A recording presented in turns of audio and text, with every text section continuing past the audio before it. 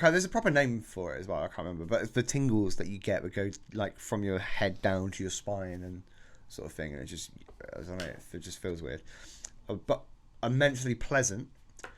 And it's weird stuff like that sort of triggers my ASMR. And you get the tingles when people do magic. It's not just when people do magic. It's like I'm not like watching freaking Penn and Teller. Yeah, sat there getting shivers. It's when it's if someone is kind of doing something in front of me that's like I have to concentrate on in great detail in real life, right? So sometimes it's like, I don't know, if someone is like, I don't know, fixing a watch or something. I know these are really out there sort of things, but just stuff like whenever there's no words that are being spoken, but I'm just watching someone do something that's quite finicky. You just have a massive chub on. No, it's not an erection. It's not. That's not what ASMR is, dude. It's not a sex thing. It's just you get tingles. It makes you feel all tingly. Trying to give people a little ASMR. No. That's not our show. No, it's not our show. And also, like I said, there's people think ASMR is just hello, welcome to the show. Yeah, whatever. Right? That's not just what it is. There's so much like different sort of categories in it, and I'm not into the weird categories. I'm just like, sometimes I just want to watch a video of someone painting a room. Can I throw out there? You just said the sentence, I'm not into the weird categories. Right? Watching someone paint a room is a bit weird. I'm also going to throw out there that I think that sentence can be said by literally every single human, including the ones that are into the weird categories, because they're not going to sit there going, do you know what? I'm into the real weird shit. Well, no, but here's the thing, right? Because I will die on the hill, right? I'm a proud ASMR sort of person, right? Weird. It's not like I'm watching it every day, but every once in a while I'll just pop on a ASMR video. It gives me tingles, makes me feel good, makes me feel nice. It's like good to de-stress, all that sort of stuff, right? However, there are some weird ones on there that I think they have to be sexual. I think they're most definitely of it's sexual. I mean, you don't have to do a lot of searching, right? And I mean, just type in ASMR, and it's just boobs. Well, no, not even that though. But the like, there's have you seen the ones where it's like the microphone, but it's got like 2 ears on it? Yeah, the head microphone. It's not even the head one though, because I have seen the head one, and that's even weirder. That's a different thing though, isn't it? That's even. People get like haircuts, and the microphone is a head. Yeah. And then it means that the sound is because some of the ASMR videos are like role play videos where it's like, I'm gonna shave you. It's okay. Really weird. Right, that's great. I don't know though. However, the really weird ones, and it has to just be sexual. It has to just be, people are like, this is good, right? It's like the microphone has got 2 little ears on it, right? And they're just licking the ears. Yeah, that's weird. I mean, that's weird, right?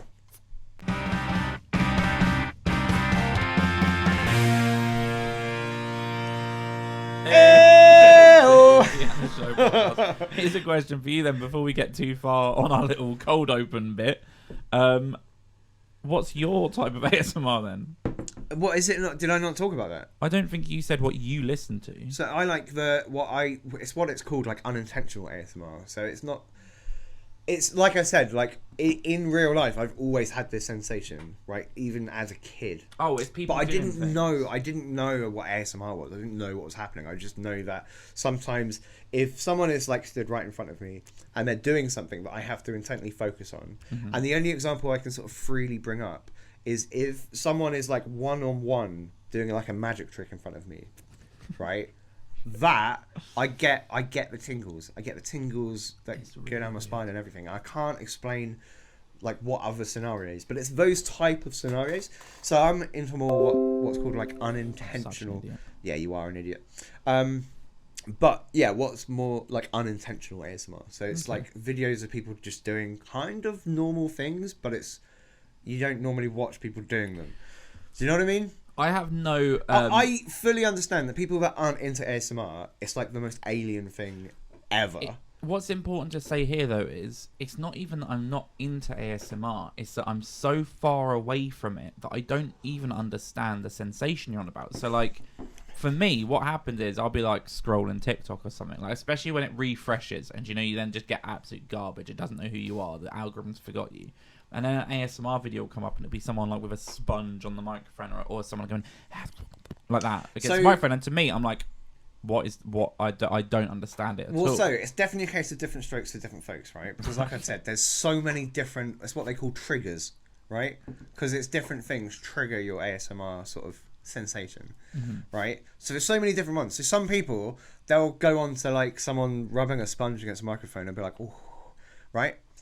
But then others are like, I mean, this just sounds horrible, right? Is it something you chub your nubs to? No, but like I said, it's not. Well, not me. Oh, okay, but someone might. 100%. Well, someone might to everything. Well, yeah, exactly. That's the point. But this is why I said that I think there's definitely a subsection within the ASMR community that are like, they're getting their rocks off. Yeah. Like the ear thing, right? That has to be. It has to be.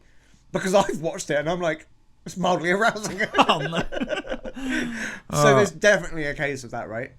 But like I said, I think for most people, I would say, like, for me as well, I didn't even realise I was doing this, but like Bob Ross was like an ASMR trigger for me as well. Weird. That's why, like, whenever, because I like sometimes have like bouts of insomnia or whatever where I just can't sleep for like maybe a week or so where I'm just struggling, right?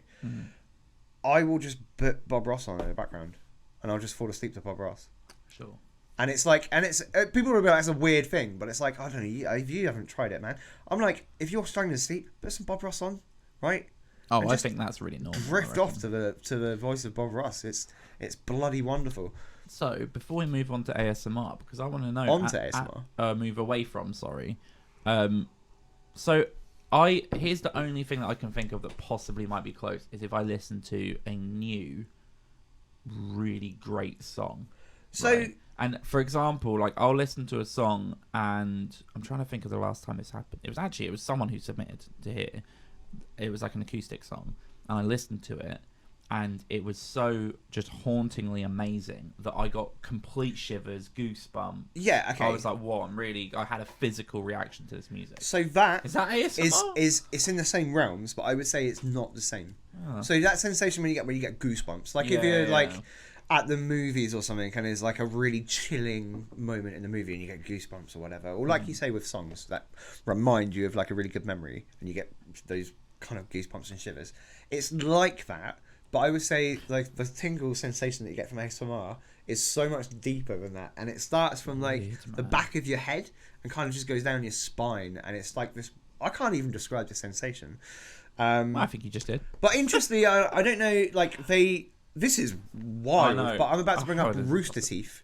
Oh sure. Right, because Jeff and Gavin, right, from Rooster Teeth, once did a short documentary on ASMR. Oh, was it the bug? And they went to India because that's one of, again, this is some of the unintentional ASMR sort of videos where there's a guy in India who just works in this like shop on this busy street, and he does like hot shaves and stuff. I thought it was a head massage. A head massage and and stuff like that. And his videos had millions and millions of views, right? And it's because of this like ASMR thing. So people were watching it, and it's just relaxing. They get the tingles, and they did some like brain scans in that documentary for the Rooster Teeth thing that they did, and it shows that sort of when you're going through an ASMR, it's like an actual sort of chemical thing that happens in your head. Yeah, it's a neurological thing. So it's one of those things where there's not a lot of science like that has been done in ASMR, but it is kind of, it's well established that it's like it's a genuine thing that happens. And I would say everyone, like I would guess everyone has had that sensation, because like I said, I've been having it since I was a kid. I don't know, man. Way before like the internet was a thing, and way before anyone knew what ASMR was. It's such an interesting point of like, what is the neurological trigger? Do you know what I mean? Yeah. So some people may have that just completely differently. I don't know.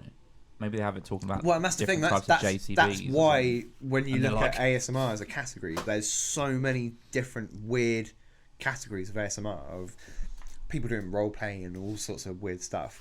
But it's like it's whatever floats your boat. Like there's different strokes. Anywho, how was your week? How was your week? It's fine. Did you get the tingles at any point this week? Oh no, I didn't. No. This is what I mean. I'm not watching ASMR like every bloody night. I'm not attacking you. It feels like you are. No, I just... And I know there's people out there right now like, that guy's a freak. Let us know in the comments below if you ASMR. I think a lot tingle. there's a lot of ASMR people. Let us know in the comments below. Have you not seen how many views some of those videos get? Sure, yeah. And they're not even the weird ones they're probably definitely sexual. Let us know in the comments below what gets you tingly. How about that? Within reason. We meant tingly. Tingly. Not... Oh, well, anything. Yeah, sure. I mean, whatever. I don't want to know what. I don't know. It would be interesting though to know if someone's like, oh yeah, I watch engine replacements of cars and. But that's the kind of stuff though. Shiver. Yeah, I don't know. No, you did a face that is not. Is what? It not ASMR? That's not the ASMR shiver. No. Is it a different type? You're doing a different kind of shiver. Yeah, okay, fair enough. I don't get it. I'm telling you, I don't get it. I don't understand what it is. I don't know what it is. I feel vulnerable. My week was good though. Yeah. Anything in particular? Absolutely nothing. Absolutely nothing. Just a regular week. Walked the dog a bunch. He developed a thing. I've been taking him off the lead again. Right? Ooh, Little okay. Gunter, who people who have followed us for a while will know. Little Gunter, the dog. He's made an appearance. It was the worst episode we've ever shot for us. We hated it because some episodes don't perform well that we enjoy. For example, the Christmas episode. I enjoyed that. It was fun. We had really good fun shooting that. Absolutely terrible. No one watched it. Gunter, I think that week probably did fine, but that was just horrendous. He was barking constantly. We had to stop all the time. His recoil. His recoil is insane. He's been shaking it. So you put like a new grip on it. Oh, sure. Yeah, I think that means something else on the internet now. It's recoil? Like bum. Is it? Yeah. I only know recoil as like a Call of Duty. Do you know how I found that out? Is I was watching golf TikTok and then the search. Do you know on TikTok it will have a search at the top? Yeah. And the search was like this person's name and recoil. As in like the gun recoil. Oh, did you click on recoil? And I was like, what does this mean? And I clicked on the search and I was like, oh. What is it? I don't know. It means that like the recoil of the like bum, a bubbly butt. like a movie butt, like they jump and it's like a jingly juicer. Yeah, and I will be honest, it only took one video for me to be like, that's what recoil is. But no, so his recall when you call the name's dog and he comes back, right? It got good again. So I started letting him off the lead, right? And I'll say the last couple of weeks, he's really getting there. He's being a good little boy. And then he realised that he could just what happened was we did a couple laps of our little park and then I recalled him and he ran it up and I gave him the treat and I wanted to put him back on the lead because another dog had come into the park and I was like, I don't know how he's going to be. And he looked at the lead and he was just like, nah. So every time I'd call him for a treat, he would try and get the treat. But as soon as I moved an inch, he would then run away from me. So I had I went out on my lunch break for this walk, and I usually do like a 25-minute walk with him. It was my whole lunch break because I couldn't get him back on the lead. I literally just had to. I was like, I'm going to leave the park, and he was like following me, but he was like, I'm not coming anywhere near you. And eventually, I had to grab him. He found something smelly, and he was sniffing it, and I grabbed him, and he was like trying to get free. He's a punk. He's such a. I don't know. People always compare having a baby with a dog, right? I regularly compare it as someone that has owned neither. Babies are easier, man. I'm sure there's plenty of mums out there. Dogs are a nightmare. No. I think what I said specifically, I said there's a window, right, of age where babies and puppies especially, same intelligence, are the exact same. Yeah. They've got the same IQ levels. Oh yeah, they've got the same awareness. They've got the same everything. Yeah. And there's a period there where it's like, okay, you're essentially treating them both the exact same. Yeah, they both have the same obedience. at the moment, I'd say so. Our dog's 11 months and our son is a year and a half, and they have the same obedience. Which is, they know to listen, but they also know when they're like, I'm not going to listen. Yeah, so they know what's right and wrong, but they also know that they can choose what to do. Do you know the hardest part of being a parent, genuinely? Which, I guess the answer is probably not, but can you guess what the hardest part of being a parent is? Not being able to have 8-hour game sessions whenever you want. No, do you know what? That doesn't even bother me. Okay. Doesn't even bother me. There are times where I'm like, man, I'll be honest. Last night, I just wanted to play PlayStation. I did just want to play PlayStation, but no, it's fine. You get over that. It's pretty fun. Max is pretty fun. He's been playing golf loads the last couple of weeks, so that's been I've great. seen some clips. His swing's looking better than ours. He's hitting an iron better than me. Genuinely. Every single time. I mean, it is a like it's the little 1/4 size plastic one. Yeah, that are like green and yellow. But he stands and he addresses the ball. The only thing he doesn't have is a good backswing. He hasn't really sussed that out. Horrible. But when he goes and he follows through perfectly, and he's getting this. If I pick the iron up and I hit it as hard as I can, it goes like maybe like this high, right? For the audio listeners. For the audio listeners, I've got my hand up in front of my face, chin high. About 4 foot. I'm sat down though, so it's actually like waist height. He hits it, and he can hit the top of the ceiling. Like it goes up. I don't understand it. Anyway, the hardest part of being a parent is the fact that his golf swing is better than mine. Yeah, it's tough. No, he's so funny, and he really knows. Oh, I know. Now. Is it specifically when you're trying to tell him off? It's impossible. But he's also making you laugh. Yeah, and he knows as well. So the amount of times, like as kids do, he's working stuff out. If he's really hungry or tired, every now and again he'll slap us in the face. Right? but sometimes he does it in such a funny way that like I'll be like, no, stop that, and he's on my lap, and he just goes, and he just slaps me, and then I'm like, I need to tell him off and be like, what you just did is wrong. But I'm also like, it's like I'm like, Max. And he's like, you found that funny, didn't you? And then you put him down in the corner and you're like, sit there, that was naughty. And most kids would cry and kick off that they're in timeout. You put him in timeout and he's like, and then you laugh and he's like, cool, we're done. It's impossible. So that's the hard part of being a parent. Do you know what's weird to think about? What's weird to think about is that, like, I mean, like, will you do some of the stuff that we had done to us as kids? And I know it sounds weird. Uncle Jack? Wait, we didn't have an Uncle Jack, so that's fine. And then in terms of punishment, right? Because, for example, right? Oh, the soap. I had soap in my mouth. The soap in the mouth, right? Yeah. But then I can't. Is that? I can't. It's so weird, though. Do you know how much I swear? Relentlessly. I swear about probably 150 times a day. That's a good point. I mean, his first word is compass, but definitely going to be like... I'll throw this out there. A C word or something. Well, he's speaking me. Yeah, well, I meant his first swear word. Oh, okay. His first cool word. He's starting to put words together. He can say daddy, mummy, up, down, Gunter, which is a really weird one. That was one of the first ones. As well. Oh, really? Yeah, he gets that pretty confidently. I would say, though, I'll throw it out. I kind of am of the opinion that limiting language isn't an intellectual thing to do. You're not smarter because you don't use the language. I hate that argument that people say, people that swear just have a less vocabulary. Yeah. And I'm like, mother, I have quite a good vocabulary, right? It's an argument with your mum. Yeah. Mother, please. No, but I was going to say... Yeah, the F word. Yeah. We've said worse words here. Yeah, but the thing is, I try not to swear on this podcast because I don't want it to be like just a swear fest. I mark it as explicit. However, do you want to say... It does. You can say fuck if you want. Well, no, I've said it. I've said it multiple times. Well, you said but the thing is, then. I'm trying to... What?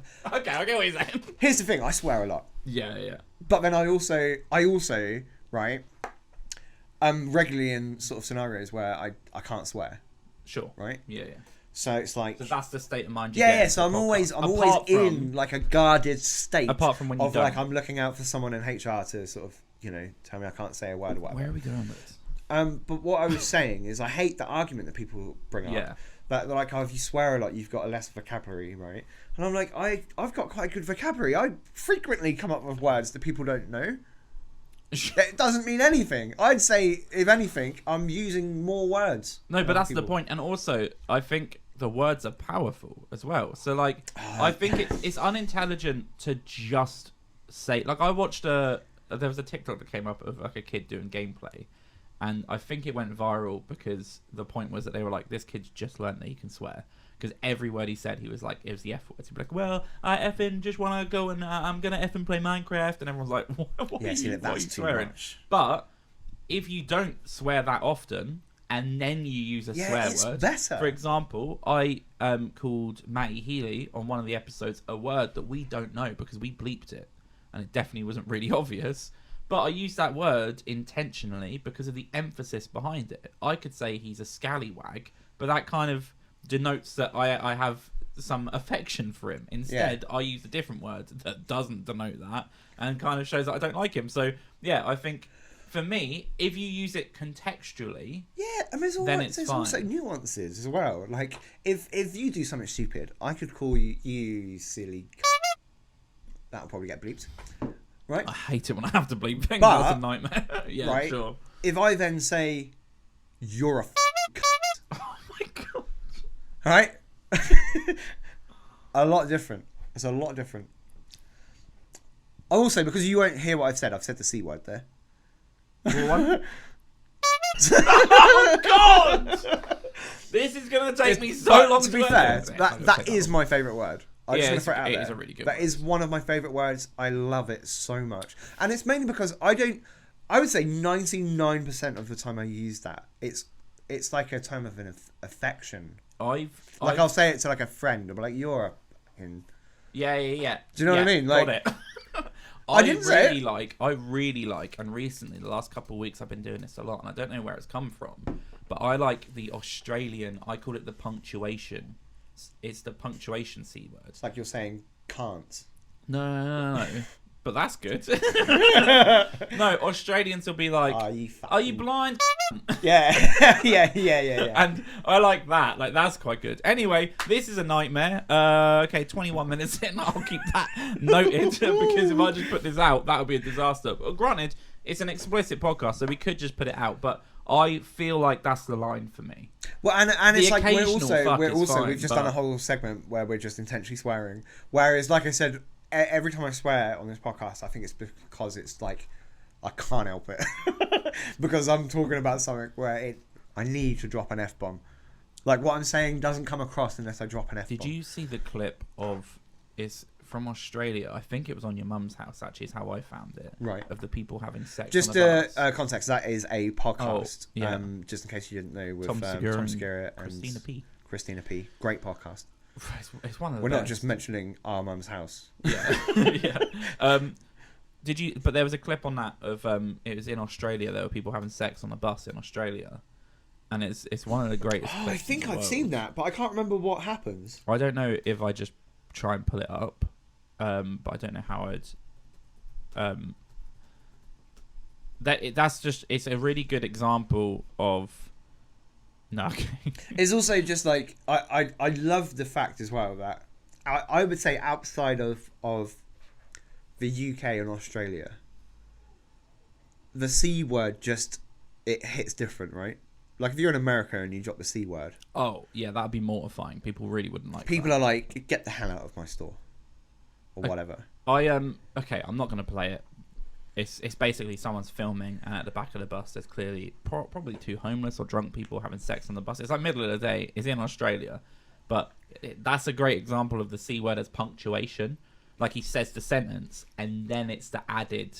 You just add on the C word. Yeah. And the inflection of it is important. If you just search "Don't fuck on the bus" on YouTube, the top clip is your mum's house highlight that says the bus is not for banging. Yeah, I remember the clip. It's really good. On there now, yeah. Anyway, that's us just talking about swearing and ASMR. I don't know What is this podcast? I don't know how it's a music podcast. Well, so far, right, we haven't spoken about anything we were going to speak about. No, because but it's that's literally great. We started on the cold open with ASMR, and now we're talking about swearing. And we're close to listening to music. Well, do you want to quickly talk about some stuff? Well, first I was going to say last week's episode did great. Not that many comments though, and what that means is, again, I don't have an engagement person this week, so we'll only listen to 3 bands again. That's fine. But one of the bands that are waiting to be played, or someone who has been played previously, could have just dropped this is a great episode, I love this, right? And then we would have played them on this week's episode. So plenty of missed opportunities, considering people frequently email me being like, when is it our turn to get played? And I'm like, just engage with the videos. That, absolutely not. Especially with the new mic. I'm a fidgeting to you. But, what was my point? Vis-a-vis, therefore, not that much engagement. But I think because we mentioned Lana Del Rey, we got like an influx of Lana Del Rey fans. Right. but I don't think Which we is a actually problem, spoke very because- nicely about Lana Del Rey. Yeah, we're not fans of Lana Del Rey. We're not fans of Lana Del Rey. I like think to as add. well. I'm impartial. I'll throw out the comment we got. It not opened my eyes, but it made me realise something, which is that she has crushed it, because Lana Del Rey popped up ages ago. She popped up like 10, 12 years ago and like broke through on the scene. Right. Then did nothing for ages. Like she disappeared and now is back. Like people are talking about Lana Del Rey. I've seen TikToks previously of people talking about Lana Del Rey and being like, oh, I worship Lana Del Rey. So fair play to her, Although but you should never worship these people. no, definitely not. As well, yeah, definitely not, because it's just a flip of a coin. Like they could be anyone. God. But my point still stands. Good for her. She's crushing it. She's done a great resurgence. Her thoughts on Glastonbury and the lineup are retarded. Yeah. It's just stupid. She's being stupid. So that was my point. But welcome, Lana Del Rey fans. Any of you that stuck see around. you later, yeah. Lana Del Rey. Yeah, it was good having you for a video. That got over 900 views. So I know that's not that much in the grand scheme of content creation, but for like a big long podcast, we've only been doing it for a few months. For like 4 months, right? Yeah, that tracks. About 16, 17, 18 episodes. I feel really proud of that. I feel the fact that we're getting videos over 500 a week consistently is really great. So please do keep commenting, liking, subscribing. I guess last week we got a few subscribers, so maybe those were Lana Del Rey fans. Maybe.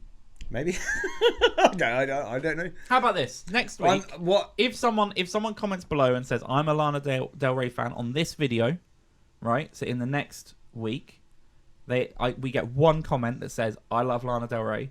I will listen to an entire Lana Del Rey album before next week's episode, and I will feedback my honest opinion. Only if someone comments about Lana Del Rey. Do I have to listen to it? No. I'll do it and I'll see how it is, because I'm quite open as well. I think you and I are very different musically in terms of because I've thought of loads of topics to bring to episodes where I don't feel confident we have a lot to speak about, right? We've done it before, like generation and things like that. And one of them that I thought of was like the most underrated artist that you listen to. Ooh. And the reason why I didn't bring that forward is because you don't listen to underrated artists. You listen to like true, like classic people that have earned their right. And then you're like, okay, I'm a fan of this person. But you won't hitch your wagon to someone who has 1,000 likes on Facebook. You hitch your wagon to like someone who's been there, done that, like a Guns N' Roses. That makes it sound like I'm some sort of weird glory hunter for music. Yeah, and I don't mean that. But I'm not. I just mean that like I started listening to the bands I listened to when I was like 15, 16, like all the way through till, 20s, mid-20s. And then since then, I haven't really seeked, I haven't seeked out new music. Mm-hmm. I think that's fair. Maybe, and it is harder to find music, right? Like there's just so much of it now. It's like if you're like genuinely trying to keep up with like the new music that comes out, even if you just pick one genre, it's almost impossible. It's just so much. There's so much material that comes out now. And I think the best way of showing the problem, especially to compare the older stuff as well, is that like I was listening to a podcast that had Danny DeVito on it recently, and he was talking about his TV show, which I think was his breakthrough. He was in a TV show called Taxi, which I haven't watched. I think it's an old American sitcom. But they were saying that on his breakthrough, so the first time, I think he played a voice, and then they revealed the voice, and it was Danny DeVito, and it was kind of a part of the joke that it was this really tough guy that people were scared of. Oh, yeah, I think I've seen a little bit. And then Danny DeVito comes out, but he was talking about the evening that went out, he was then famous in America, and it's because that had a 60 share. So 60% of people watching TV in America watched Taxi. Yeah, because there were limited channels. Because there were like 4 or 5 channels, right? So 60%, and it meant that he was on it, and then I think apparently he went to like a bar or something, and everyone was like, oh my god, you're the guy from Taxi. And everyone knew who he was immediately. Whereas now, I know people, like I have people that I went to school with. There's a guy that was in a band who starred in a Sky Atlantic series. Excuse me. He was in a Like he had a pilot, and I think the series got picked up for a few episodes and then possibly got dropped. He was in that, right? So if that was in the 60s, he would just be famous. Well, now it went out, and they were like, it didn't do that well because there were 700 other shows that started. And it's like it's so true, because like there's a couple of TV shows that I've watched recently, right? One of which, started a while ago, and I didn't even really know about it. I didn't like whatever. And it's like one of the best TV shows I think I've ever seen, to be honest. Like I love it, and that's The Expanse. I love The Expanse. If you're remotely a fan of sci-fi or just good TV, even that's a big bracket. Good TV. But because what I would say is that obviously The Expanse is at its heart, it's a sci-fi show, right? And it's set in the future but it's a sci-fi within realism. So it's like they've gone. It's not like fighting aliens. It's humans 100 years in the future, or I can't remember the exact date, but like 200 years in the future, that have populated space stations, and they've populated Mars, right? And it's like it's generally they've tried to keep it as realistic as if that was where humanity is. But then apart from that, it's just good drama, good kind of tense action and all that sort of stuff. And I would say it's kind of like a combination of like Game of Thrones, Mass Effect, Blade Runner a little bit, like all sort of like merged into one. Really good. I love that show. It is phenomenal, and everyone I know that watches it is of the same opinion. That's phenomenal. It's one of the best TV shows. No one's watched it. No one has watched that show, to the point where it got cancelled twice. It got cancelled once.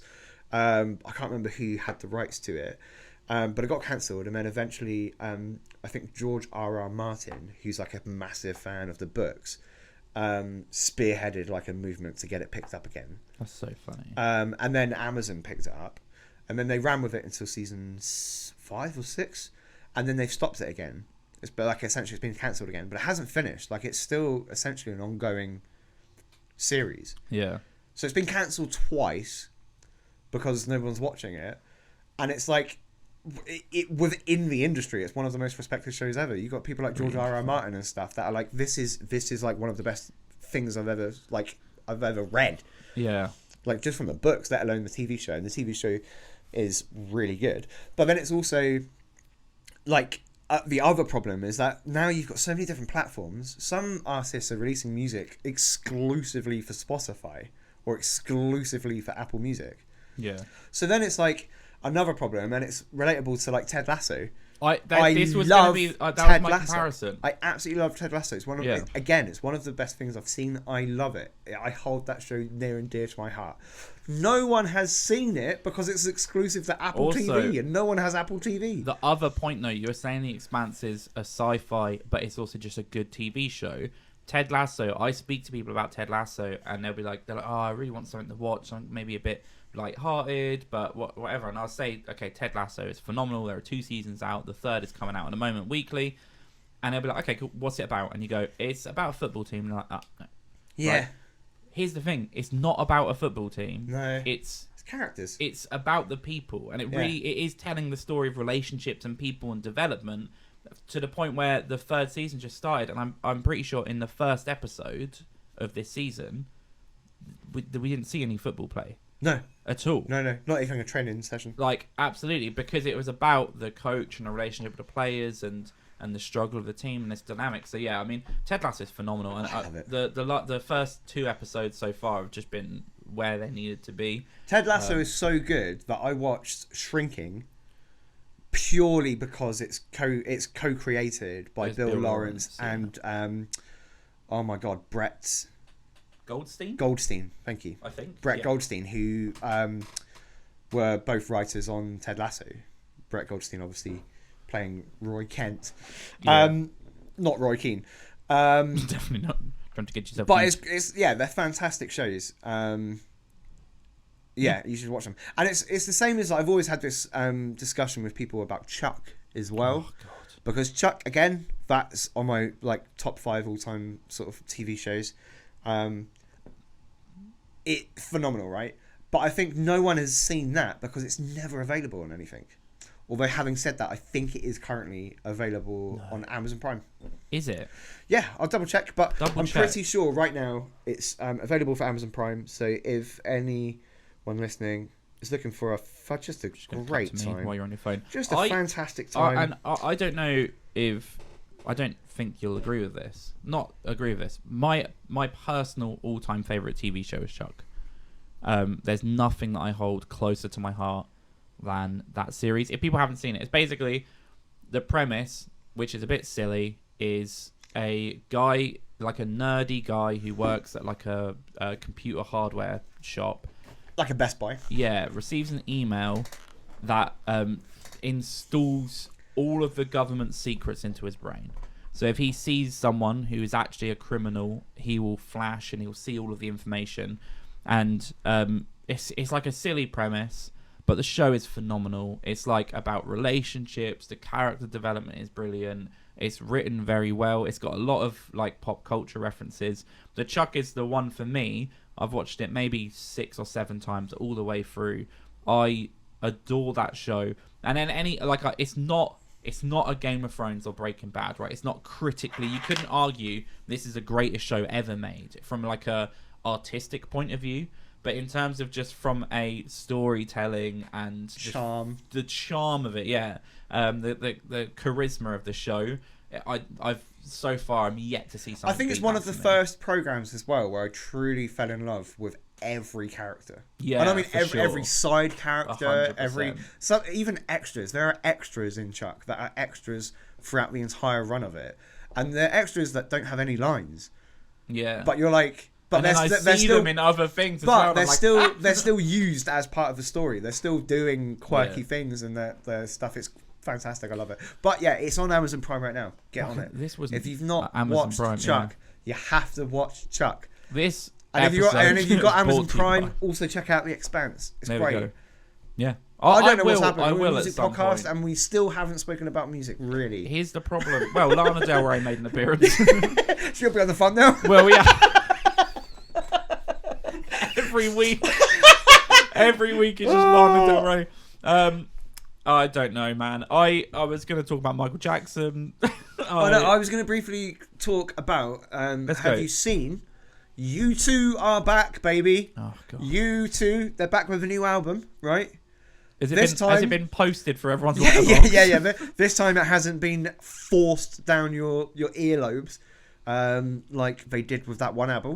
When was that? That wasn't too long ago, was it? It was like Steve Jobs was alive, wasn't he? Mate, I can't remember.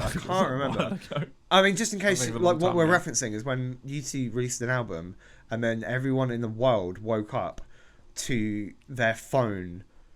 It had the album. The album had been downloaded to your playlist on if you were an Apple user. Yeah. Right. And I'm like, everyone went mad, quite rightly, because I'm like, how dare you just presume that I want your shitty album and force me to have it on my phone? It's the most ridiculous thing I've ever seen in the music industry, I think. It's really funny. But yeah. So they've released an album.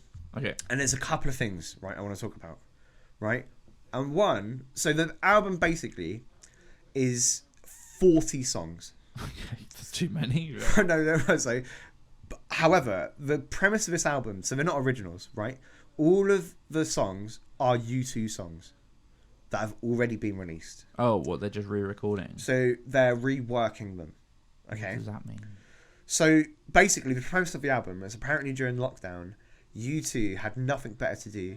And I think probably of all of the people on the planet, Bono is definitely the one that spends most of his day just listening to his own music. Yeah, I do feel that. Right. Yeah. And I feel confident in that, saying like probably 99.9% of not just like music creators or artists, but also just like any creative people that make movies or whatever. I'd say most of them don't enjoy watching or listening to their own stuff, sure. Right? Outside of obviously after it's been released. I mean, obviously you listen to it a lot. If you're in the recording studio, yeah, you're obviously listening to it over and over again. But I'd say once it's released, I don't know anyone that is just sat there listening to their own music, right? Yeah. But Bono definitely is, right? 100%. But so anyway, during lockdown, they said that they were working on other stuff, but then they had an idea right? Which was to see if their old songs still sort of hold up, right? So apparently, every member of the band picked 10 songs that they thought they could do a better job of, right? And rework them. So my first point is, U2 have released way too many songs. Sure, If there are 40 songs on an album Yeah. that are all songs they think they can make better, right? Then they've released way too many songs, and it probably speaks to about, let's say, maybe 80% of the songs on this album are probably songs that should not have ended up on an album, right? Because they just weren't good enough. And that's the other thing. Most of the songs on that album, right? There's like maybe 5 songs that are songs that I liked, right? Like, Sure. Yeah, but it's like they didn't need to be Beautiful reworked. Day or With or Without You, Yeah. right? Classics, bangers. Wait, so they needed to rework those? Yeah, in they've someone's reworked opinion, them. the They've drummer done of them. U2 was like, I And didn't they're like it. shit. All they've done, right, is they've taken the songs that were bangers, songs that everyone loves from U2, right? They're like acoustic. And they've now. made them slightly crap, right? It's weird. But then they've also taken songs that didn't work when they released them and made them even worse. I don't Really understand. odd. It's the weirdest album I've ever seen. It's so weird. I didn't even know of it. So here's I think they've the fallen other off. mind-blowing thing is, I've listened to a few of the songs. I've listened to the classics and I've listened to some of the other songs that aren't classics, right?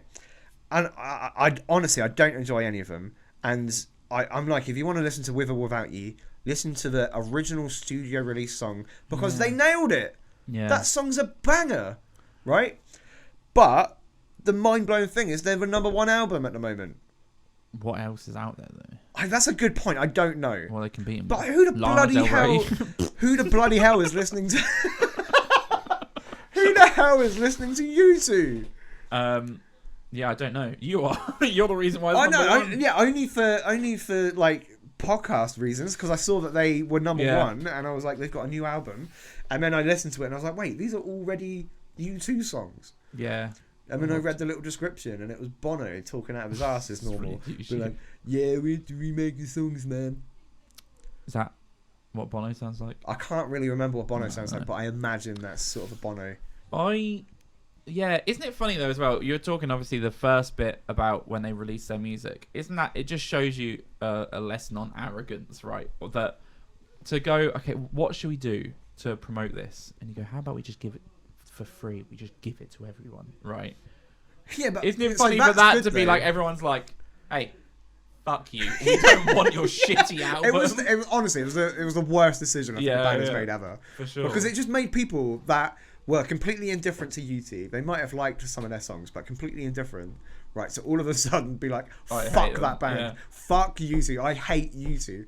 Right, but also, what you said is it would have been fine if they were like, oh, do you know it would be really cool to promote this if we just give it to people out. for free? But they are If they getting want it. it. Yeah. So If they bloody want it. If they don't want it, then don't give it to them. they go to u2.com/I love U2, give me free music, Do you know what I and mean? then they get a link. If you want to get a massage, you go to a masseuse. You go to a qualified, certified masseuse, right? You don't want someone to just start putting their hands on you when you're on the bloody tube going to work in the morning. It's true. So Bono sexually harassed us Yeah, on the our tube, ears. in our He ears. sexually harassed our ears.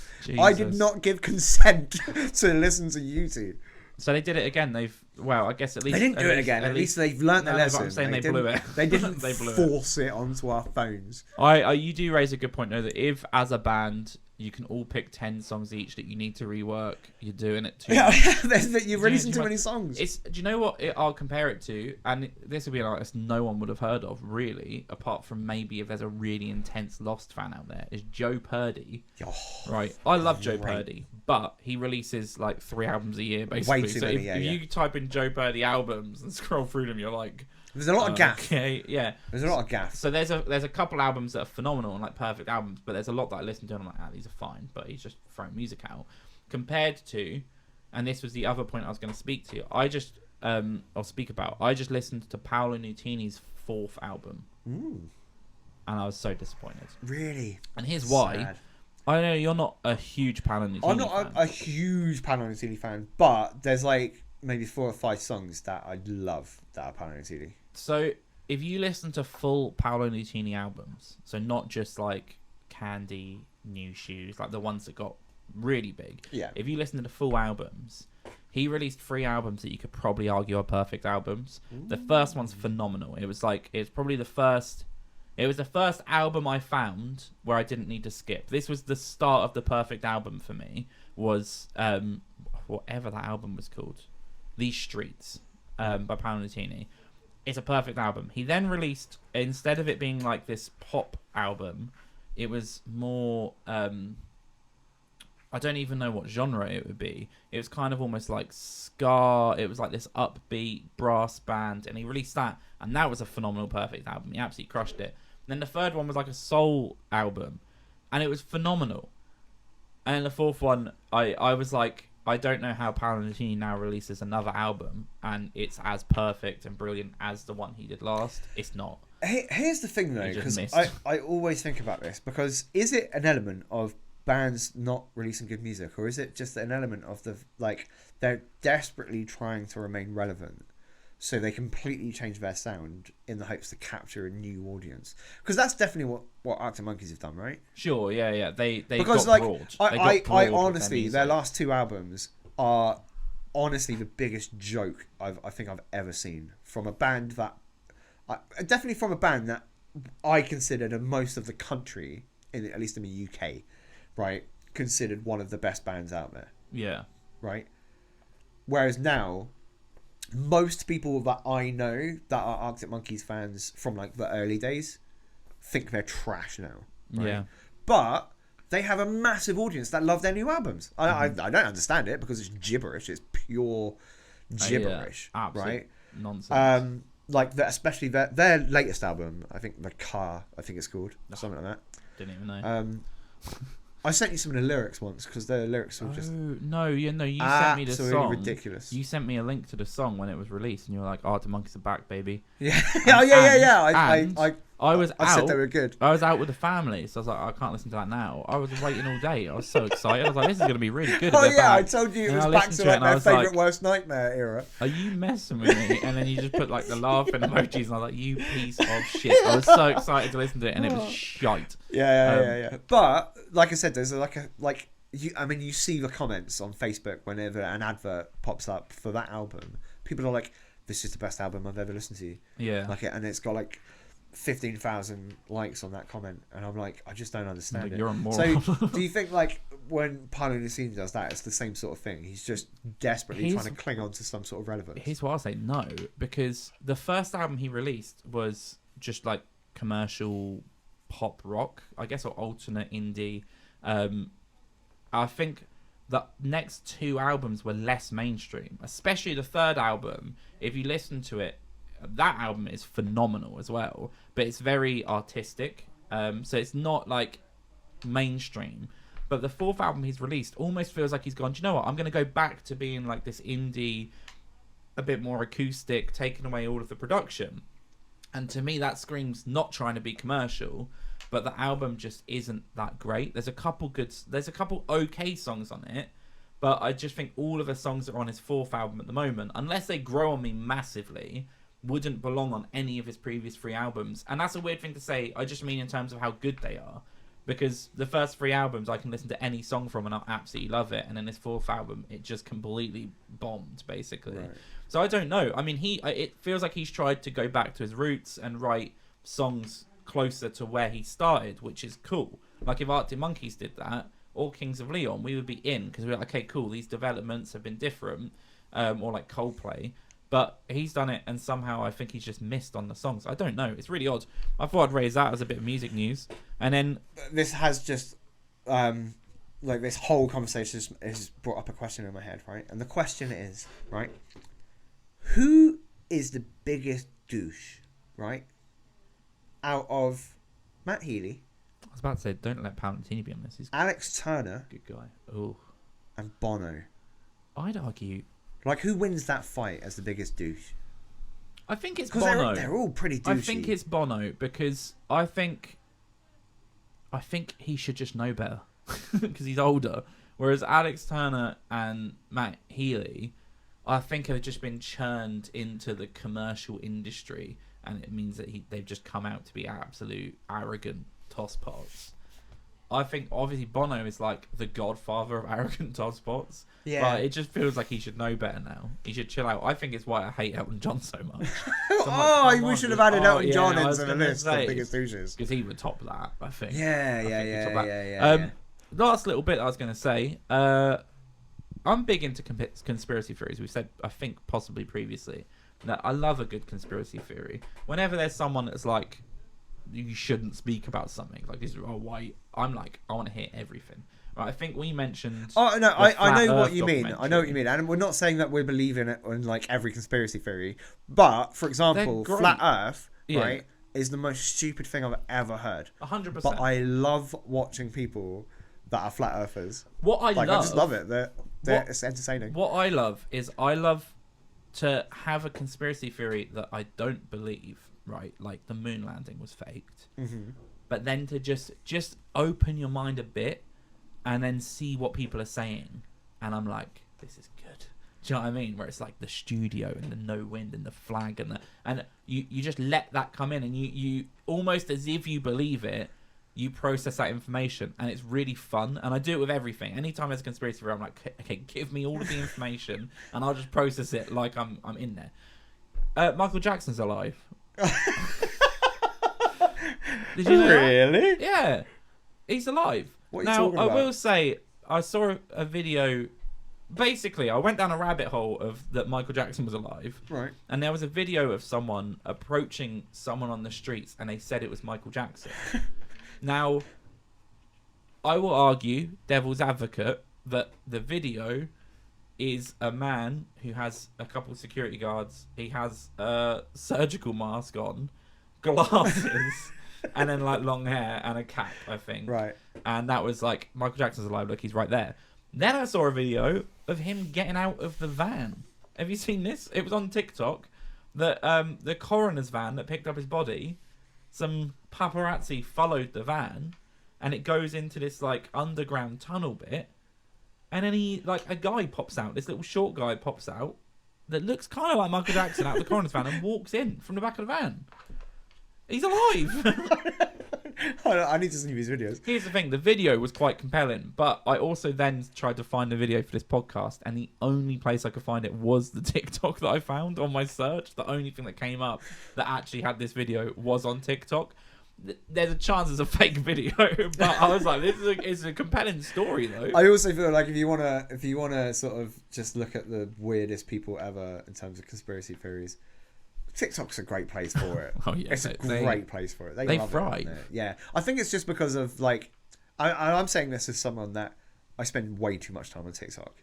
Oh, we all do. And I've spoken about this before in that like I used to hate TikTok, and I still do hate TikTok, but after you give TikTok a chance to do its stuff, this is what I was telling you. TikTok actually just starts showing you absolute banging videos, like just what you want to see. Yeah. Because the algorithm is really good.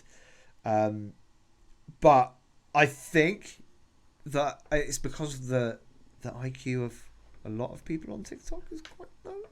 No, what's happening is it's showing you the average IQ of the world is what's happening there. You're seeing, if you take all of the people and combine them into one person in the world, they're dumb. They're stupid. Yeah, they're an idiot. Absolutely. We've seen that for the last few years. We've seen that over and over again, is that really, and it's not to blow smoke up my bum, because I don't think I'm that intelligent. There's many people plenty more intelligent than me. But as I said, if we created a person and they were just a combination of every human in the world, they would be retarded. They would be very, very stupid.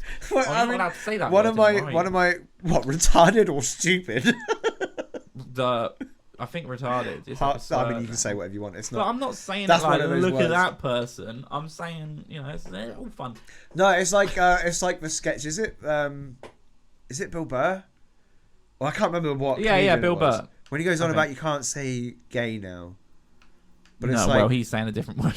No, it's like gay. It's like, it's definitely not Bill Burr then. It's a different comedian. I saw a clip of it, and he's talking about how like it's ridiculous. You can't say the word gay now, but it's like, okay, well, what do you want me to say? Like, because I'm still thinking it's gay. Yeah. Like, what word do you want me to describe gay stuff? Yeah. Like, That's because so funny. there is gay stuff. Like, that's pretty gay. Yeah. Like, what word do you want me to say if you don't want me to say the word gay? Because I'm still thinking it. Do you know how in all programs now there has to be a gay love character. story, right? Yeah. My favorite thing at the moment to do to piss Becky off is she'll be watching a show, and like I can tell it's a charged moment between those two characters, and I always go, seems pretty gay. And she's like, they're gay, and I'm like, like, exactly, that is gay. Cool. Like, they got two it then. men are kissing. That's pretty gay. Yeah, it's not a bad thing, but it won't it's be, pretty gay. It won't be that they're kissing though. They'll be like, okay, yeah, that was a stressful day. And he's like, look, I'll see you after work, and I'm like, that's gay. That felt pretty gay. And she's like, they are gay. I'm like, okay, cool. And you're like, I do it every exactly. time. Shall we listen to some music? Do you know how long we've been going? No, I don't want to know. Do you want to know? An hour and 20 minutes. No, it's an hour. Okay. It is an hour. Ooh, Let's we listen can to wrap some this music. up in 30 minutes. Yeah, this is about to be the longest episode we've done. Once again, if you're a Lana Del Rey fan, thank you for coming. We're listening to Dog in Confusion. Dogging or dog in? In Confusion. Okay, so they're very different things. Dog in Confusion. Yeah. Yeah, When have you ever knock had on a car dogging? window. And they're not dogging. They're just eating lunch. Evening officer. Yeah. They're just in a lay-by. Just pulling your trousers up quickly. Yeah. Dog in Confusion. And they're from Athens, Greece. You usually, at this point, and it's why I paused, would guess the genre. What I'm thinking, I don't know Okay. what music comes out of Greece. Oh. Okay, I'm going to guess electric. Like electric indie. And I don't think they gave a time, so I'm starting from the beginning. This is Dog in Confusion. The song is Waiting Room. They sound like an indie band. Dog in Confusion from Greece. I would have guessed an indie band.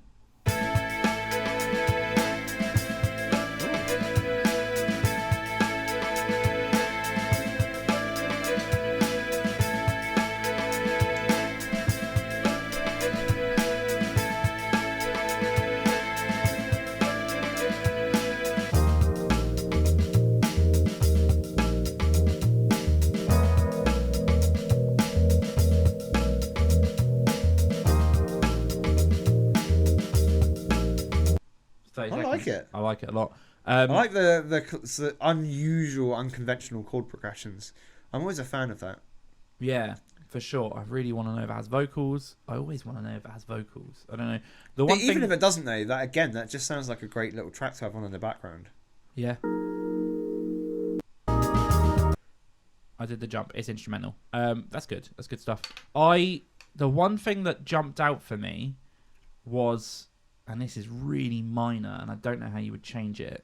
I knew, and you may not realise this, so maybe, I don't know. I straight away could tell that the drums were a loop.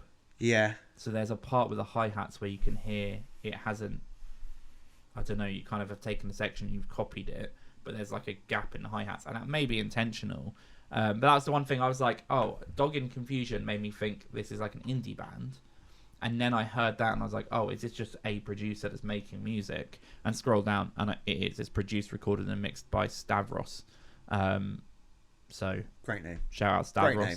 You tell me Stavros, I tell you that's a man from Athens, Greece. But yeah, it sounds great. It's a really good sound. I got a YouTube link, so I'm not sure if I can add it to the Spotify Spotify list.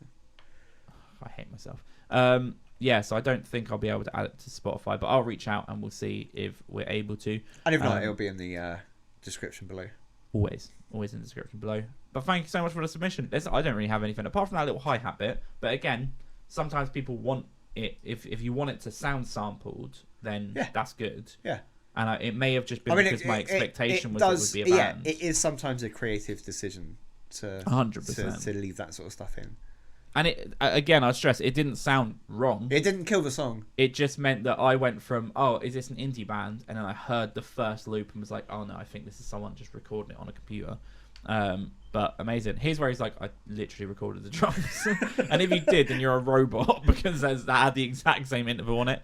Amazing. The next band is a little band I like to call, because it's their name, Reckless Revival.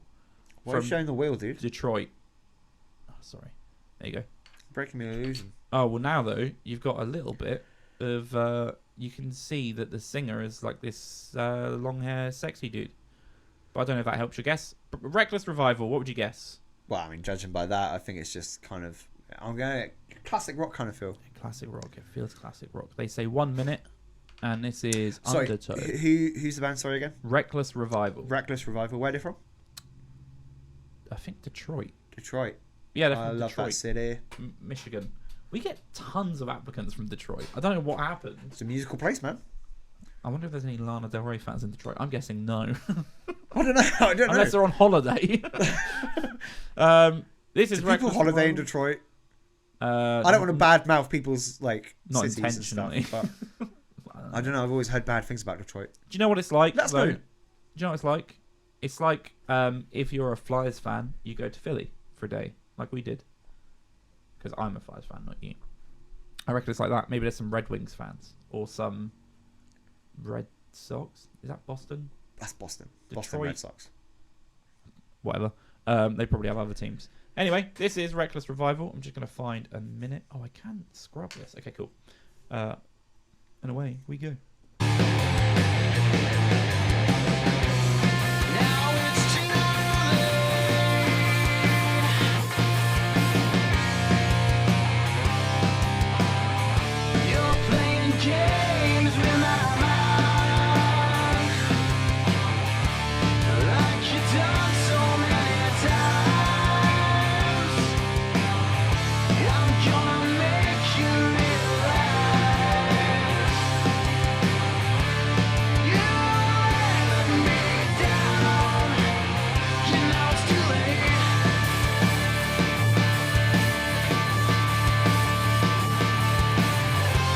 Love it.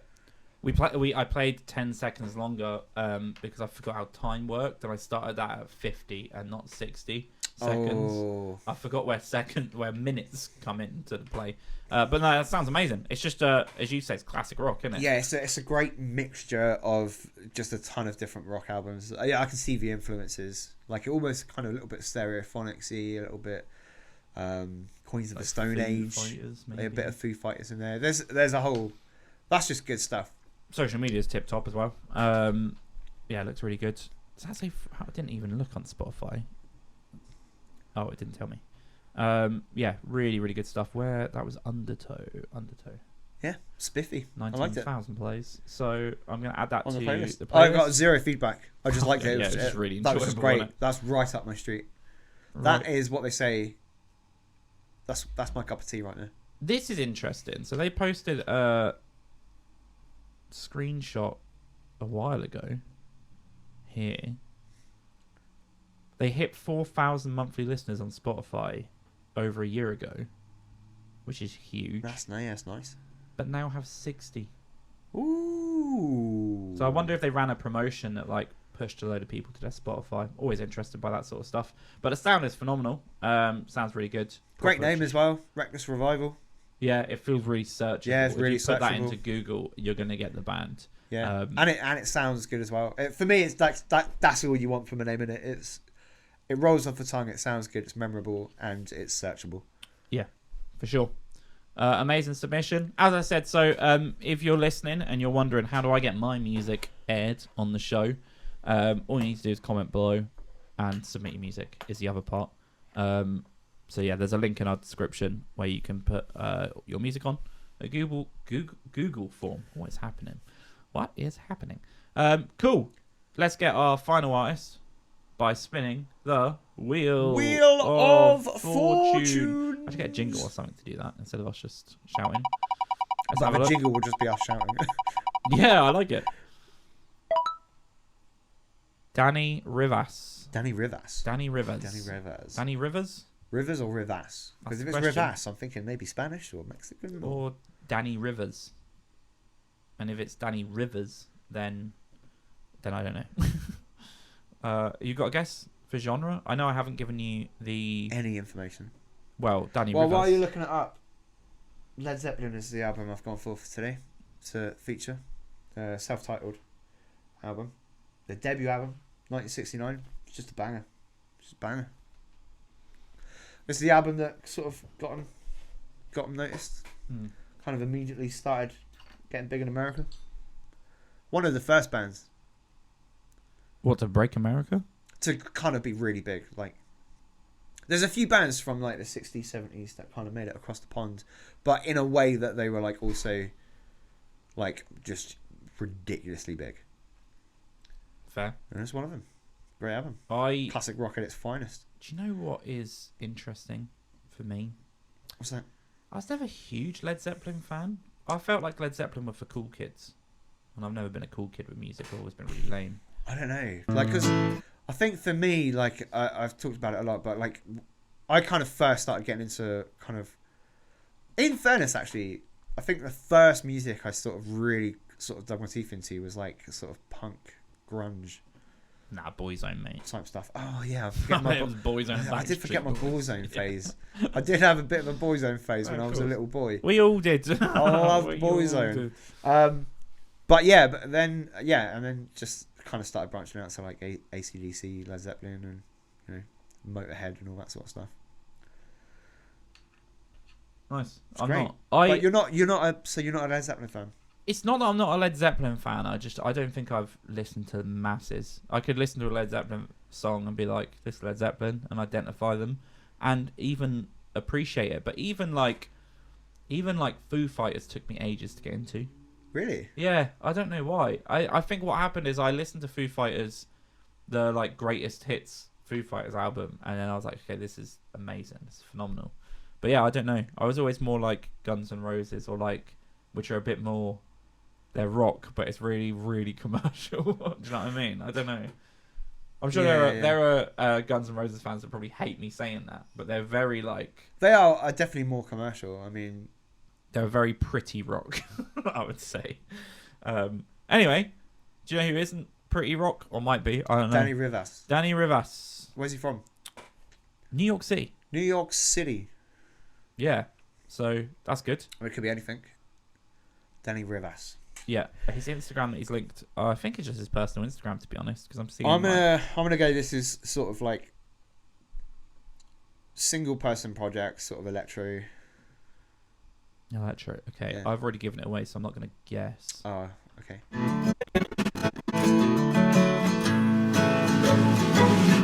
And as we swayed, hopping sideways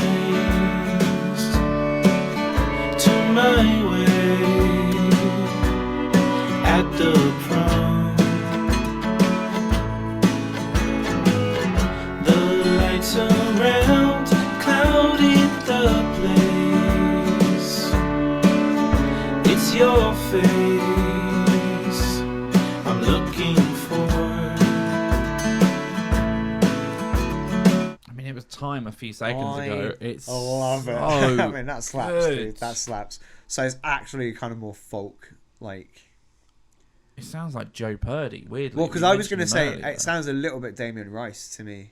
I don't hear Damien Rice. No, but specifically with the acoustic guitars, a bit more Damien Rice. Yeah. Like, lyrically and vocally, it's a bit Joe Purdy. And like country. And then it's kind of a sprinkle of almost like Mumford & Sons with like percussion and all that sort of stuff. That's just great. That's great vibes, dude. That makes me want to listen to It was like more folk country... But not like, when I say country, I mean that in like the greater branch with like the violin and... Yeah. I love it though. This is the example. Zero feedback apart from that. That was great. Again, right up my street. Again, I'm going to throw this back. I won't name them, but we've had other submissions before. When we get acoustic submissions, there's kind of two types. There's, I recorded guitar and singing. Yeah. And put it away. This was produced. When we were talking about an artist who I feel their producer is letting them down now. Yeah, because every song they release is the exact same sound. Yeah. And yeah, that can be their sound, but it's not their sound because there are 3 million artists that just do guitar and singing. So when you are an acoustic or a singer-songwriter, it's like, how can I make a bigger sound? So when people listen to a recording, they can really experience it. this is how you do it. Yeah, It's and it's not. There's no faff in there as well though, because I feel like because that's the other end of it is you get some people. I think we've spoken about it gets before. Like my big overproduced. example is Passenger. Yeah. Way overproduced. Like I don't really like Passenger's music apart from just when he's on stage doing it acoustically. With this, I feel like every element of it just added to it, and it didn't. 100%. It wasn't too much. Everything I heard in there, if you break it down into single elements, I feel like every one of them needed to be there. Yeah. Like the violin that came in was fantastic. The kind of slow, repetitive percussion it fit perfectly, and I just thought that was great all round. It's really good. Production wise, spot on. I would I'd be really keen to know, Danny, if you can just drop a comment and let us know. Are you producing that yourself as well, or is that in a studio? And either way doesn't take away, right? No. But I would be keen to know if it's a home recording. It's If it's a home recording, it's I don't understand how he's done crazy. it, because that's assume top tier. I assume he's gone to a producer, but then this will go to the other artists as well, of what that should be. Like when you go to a producer, it should be like, I've written a song, here it is, and then they go, okay, cool, and they make it into how it would appear on the radio instead of it just being like, here's a microphone. Because I don't know. I think sometimes, people, for the price that people pay a producer, even cheap, you could buy that audio interface and that microphone and you can record it yourself. Whereas what he's got there is like just phenomenal. Well, and there's even software nowadays as well that you can add other elements into music without having the instruments even as well now. Yeah, and that's true. And it's fine. It sounds fine. Maybe that's the Michael Jackson clip was AI generated. I never thought about that. Dude, the AI It's getting stuff scary. is getting out of hand. It's getting out of hand. I'm like, sometimes I'm watching a video and I'm like, is that Joe Rogan? Yeah. I'm like, I don't know. The AI voices. I think here's the thing, right? Most of them you can see. But Most Joe of them Rogan. are easy. Most of them it's because you look at their mouths, right? And even it doesn't flow. The sentences don't flow properly, and you can see it's like kind of cut in certain places. But there are some that look really good. Yeah. I'm like, if that's where we are now, Jesus, the next 10 years is going to be to the stage where you have absolutely zero way of knowing what you're watching is real. Joe Biden may have died like a year ago. Oh, and we've just been 100%. watching AI generated clips of him. And that would make sense. Yeah. Like And there's like, a glitch. It's programming, glitching out because like Sleepy Joe is actually a bloody robot. It's just Like, I define America with one word, and then the system breaks. Danny, that was amazing. It's phenomenal. I've just gone on and found your Spotify through your website to add it onto the playlist, primarily so I can listen to it on my drive home, because that's what I want to do. I want to check out his catalogue. Yeah, for sure. I'm really interested. There's a chance, like, what would be quite interesting is to hear the first stuff he's recorded and then see if there's an obvious switch where he's like, okay, I can make this bigger, or if that's just everything he's producing. Either way, it sounds amazing. And then he's from New York as well, so he may like your hat, he may not. Was there a 1 in 3 chance? 1 in 3 chance. Or he could not be from New York and lives in New York. That's true. Or he could be in New York but not like ice hockey. True. There's a lot. Those are the options. Yeah, here's the thing, B, right? Not everyone from America is a hockey fan. Yeah, that's true. Most people aren't. Amazing. That's what a good submission. I feel great about that. Set my Saturday up. Oh, I guess that's revealing.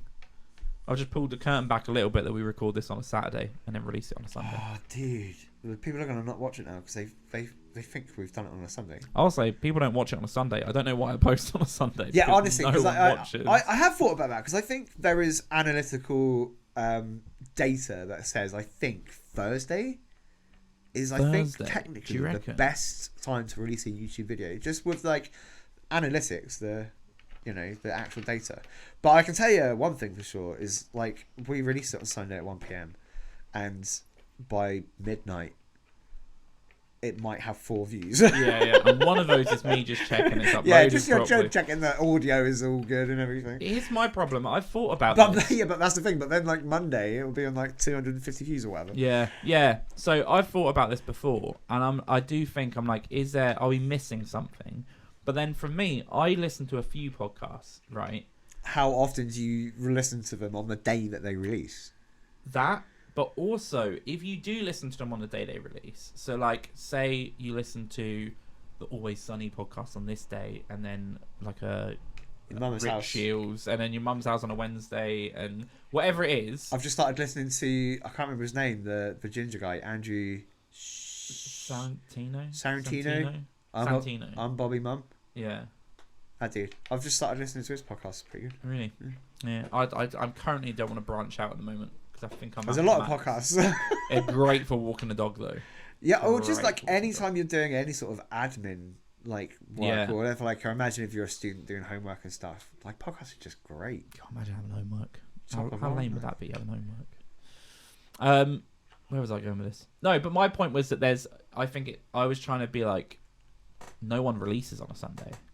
So There's we're obviously like, a we've reason. cornered the market. But we can be everyone's Sunday podcast. Yeah, maybe. Do you know what I mean? You know, it's 2 p.m. You're like, what can I do? Yeah. Listen to a podcast. Chuck it on. You've just gone to church. You've had your Sunday roast. No, you're making it. You're making your Sunday roast. You're making your Sunday roast and you chuck this garbage on. It's nonsense. Yeah, so I don't know what the point was. But the other thing I was going to say is we record on a Saturday for availability reasons. Saturday morning I can escape my family without missing stuff, basically. And I get back and we start our day because our little one sleeps in pretty much. But the problem is, if we were to record on a Saturday and then release on a Monday or a Tuesday or a Wednesday, there's quite a lot of time between them. So if something massive happens, right, like Elton John punches Alex Turner in the face on Monday, and then we release a podcast on Wednesday where we don't speak about it, everyone's like, what's going on? Yeah. So I don't know, just watch it when you want to watch it, but please watch it. More importantly, please hit that subscribe button. Subscribe if you haven't done so. Like 95% of the people watching aren't subscribed at this point, at this juncture. But yeah, definitely drop us a comment. If you're keen to get your music featured, just comment below. If you've already submitted, drop a comment. And then we will listen to it next week. I've said that 3 weeks in a row now, and no one has taken me up on it. Yeah. So that's a Maybe bit stop scary. saying it. Maybe. You got anything else to add? Not really. I was going to briefly mention there's a couple of rappers that are recently getting sued at the moment for quite weird things. One of them is he's used a voice sample of his ex-girlfriend in one of his songs, right? Which I thought was quite interesting. Because I'm like, what are the rules there? Like, I don't know. Because there's the other one is quite. Because the other one is quite. It's a similar sort of vein, right? There's a rapper who got raided by the police, right, in America, guns drawn and everything. I don't think he was home, but they had a warrant to search for narcotics and also kidnapping, which is a bit weird. And he made 2 songs about the police raiding him that are kind of jokey, jovial songs. Nothing kind of malice. Right. There's a and in both of those songs he's used the footage from his home security system of the police raid. Sure.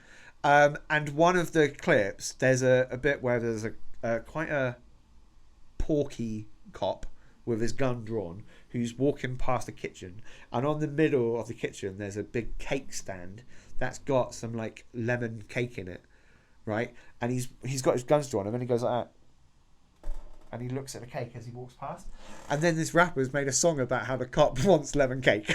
Right? Funny. It's really good. I remember, check it out. I can't remember the name. I think his name is Afroman, which I think is a great name for a rapper. But he's now getting sued by the whatever county this is, his police force, because one, they're using the footage without their permission, right? Care. But then also because it's embarrassed them and made them feel bad. I think that's the direct quote, is that they've embarrassed them, and that's why they're suing him. But then I'm like, what are the rules there? Because that's like his footage. Yeah, It's in his house. security Absolutely footage in his house. that is in his house. Yeah. Um, They're not going to win that lawsuit. I think maybe, because I was thinking maybe the only thing they could sort of say is that he didn't blur their faces out. He left their faces in. But at the same time, it's like, I don't know what the issue is, because, I mean, police have no problem like putting our faces out. Let's say they're looking for us because they suspect us of a crime. Yeah. Before we've been charged, they'll put your face on the news, right? Yeah. So it's like, I don't know what the deal is. But I just think it is a bit pathetic that the police were like, well, he embarrassed us and made us look bad. It's not great. Well, there's a couple things that I was going to, like, my points of that. But the first one I'll just say, so there was a warrant for kidnapping and narcotics. Yeah, his second song was about that as well. Because there's a line and he's like, why are you looking for narcotics and kidnapping? Why you look... Well, kind of, I know what about the narcotics, but kidnapping! Yeah, that's quite funny. Why the kidnapping? So that nothing came from that though. He's well, I don't know. Kidnapped someone. No. They didn't. And from what I can gather, they didn't find any narcotics or anything. Yeah, good job. Good job, right. Afroman. And if they did, maybe it was like a bit of weed or something. And I don't know where this is, but I mean, depending on where it is, it's legal anyway, isn't it? Up to a certain degree. Yeah. But yeah, it's just a weird. It's really weird, but it's also the music videos are funny. I really suggest to watch them out. I'm gonna look into that because that is really funny. My issue is I only know UK law, right? Like I know privacy laws in the UK. So for example, people think if you're on public land, you can film whoever you want. You just made me want to talk about something else. But the problem with that is the privacy laws to have a video and use a video. If you can identify someone. Yeah. So, for example, if I took a shot of a town really far away and you couldn't really make people's faces out, that's fine. But if I was walking through a town filming and you can see people and you could identify them through the footage, then I would need their permission. But that's on public land. Yeah. Whereas if in my house, I film someone that's come into my house, like, I own that land. That's my land. I can do what I want in that land within reason. But I don't think there's a case there unless US law is very, very different. Yeah, I'm not sure. I mean, it's probably like it protects more than we do. Because, I mean, like, we're not a massively sort of good example of like free speech, for example, and all that sort of stuff nowadays because of all of the hate crimes that you can get done for nowadays just from talking online. You troll a kid on the internet and you can literally have people knock at your door saying you posted this on Facebook, you know. Yeah, we're just making a joke or whatever, like regardless of what the context is, it's a joke. As long as you're not inciting violence, I'm like, I just don't understand what the police are wasting time when, like, you know, crime is on the rise or whatever in certain areas and we're worrying about posts that people have made on Facebook, but whatever. But my point is you mentioned these videos. I love those videos, by the way, of people filming people in public, right?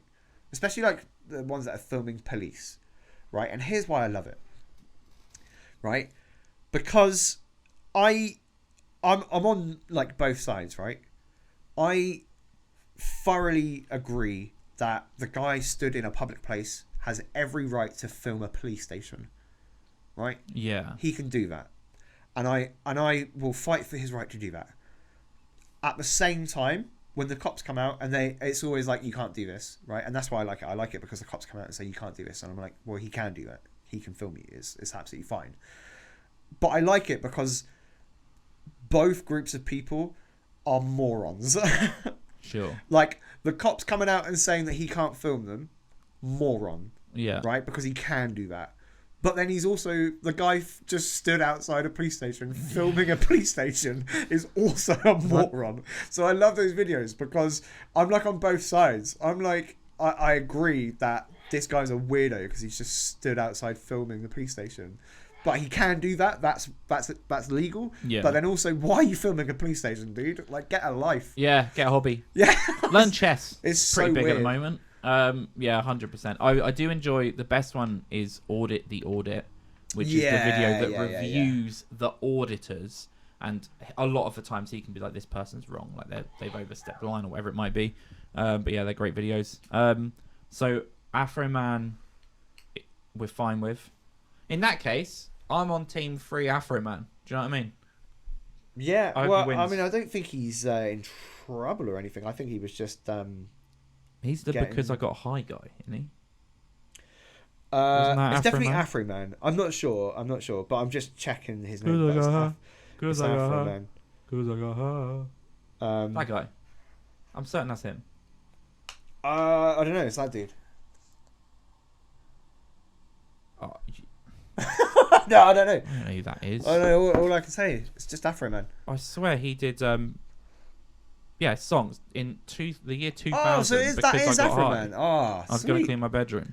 Yeah. So I'm on Team Afroman. Maybe that was the evidence they had to get the warrant. He was getting always high. high. You should see his bedroom is a mess. The kitchen is a mess. Okay. No, I saw clips of his house, obviously in his music video. It seems like a Really well kept house. well. It was 20 years ago. Maybe he's He's put the cleaned drugs himself down. up He's a picked the little bit, Hoover yeah. up. Amazing. Look, thanks for watching, guys. guess. What fans? Who do we thumbnail to get fans of today? We did Afroman. Lana Del Rey. Oh, I wish we spoke about him a bit more, to be honest. Well, he's mentioned. Free Like Afroman. we spoke about him in a bit detail. I'll sneak him on the thumbnail. That's right. Amazing. All right, thanks for listening, guys. We'll see you next week. Ciao. Ciao.